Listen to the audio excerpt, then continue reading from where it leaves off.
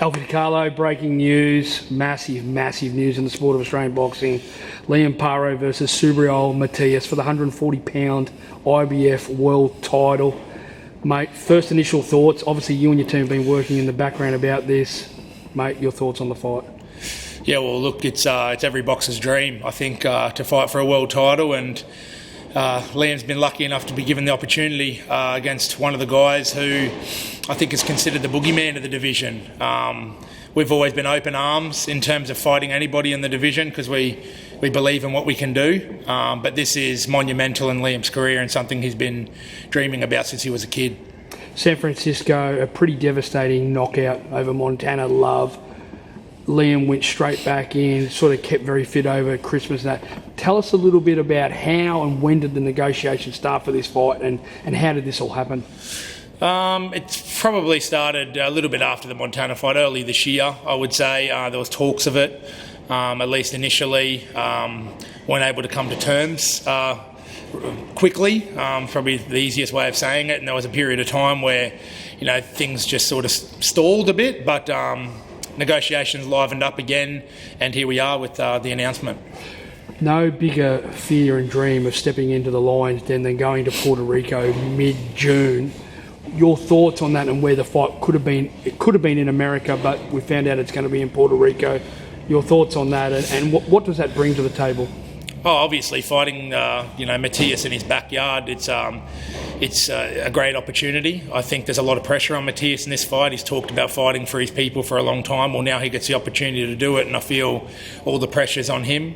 We are, like I said, open armed to fights like this. This is a chance that Liam can have to change his life. Realistically, a win here puts him at as the king of the 140 division. A lot of movement in the 140-pound division. We have a look, and you spoke about this off camera before, Cambosis versus Lopez, Opataya versus Breeders. Do you put it up there with the similar sort of style of, boogeyman Lopez, Breeders, sort 100%. Of a bigger man and bully? I think if Liam gets over Matias, which we are very confident he will, it's as great a win as, Jai Opataya versus Breeders, George versus Teofimo Lopez. They were considered boogeymens of their division as well, and us Aussies, as good as we are and as strong as we are and as underestimated as we are, we can overcome these guys. A lot of fear, and not trying to put too many people on the spotty, but I do know, and there's a lot of people out there that didn't want this fight. Mm-hmm. What are you going to do different to this guy that others haven't been successful doing?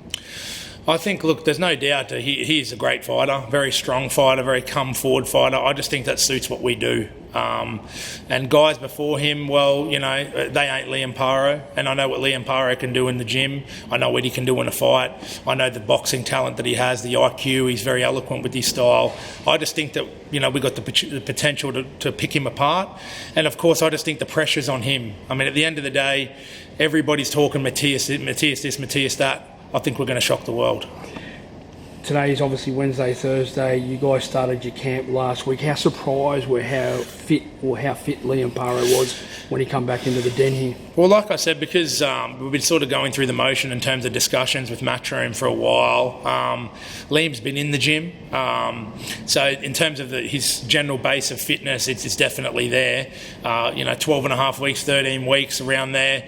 We're sort of plenty of time to be able to prepare for a fight of this calibre, and I know that when the bell rings, he'll be ready.